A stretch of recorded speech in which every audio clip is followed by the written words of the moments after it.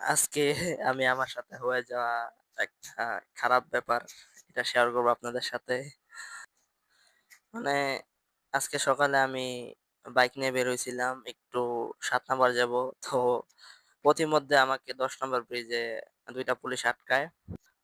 আসলে দোষটা আমারই যে আমি বাইকের এই হেলমেট, বাইকের পেপার অ্যান্ড ড্রাইভিং লাইসেন্স কিছুই আমি নেই নাই। তো আমার মানে কিছুই মনে নেই। তাড়াহুড়ার ভিতরে বের হইছি তো। তো আমার সাথে একটা ছোট ভাইয়া ছিল। তো মানে ওরও হেলমেট নেই নাই। ঠিক আছে? আমারও নাই, ওরও নাই।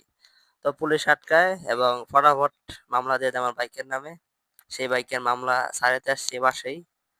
তো আমার ফিলিংসটা শুনুন এই যে বাইরাতে মামলার কাগজটা ৭ সকালবেলা ভাই চুনা খাই গেল ১,০০০ টিয়া বার শখের টিয়াটা ভেঙে লেগেছে পুলিশ আলার গালায় মামলাটা দিয়ে দিল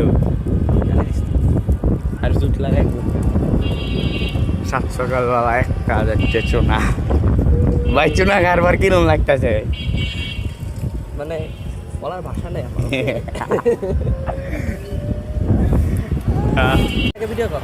এই যে দুইজন হেরা মামলাটা দিয়ে দিল। অবশেষে বাইকটা নিতে আসলাম। আর নিয়ে যাবো এখন বাইকটা। মনটা খারাপ অনেক। বাই।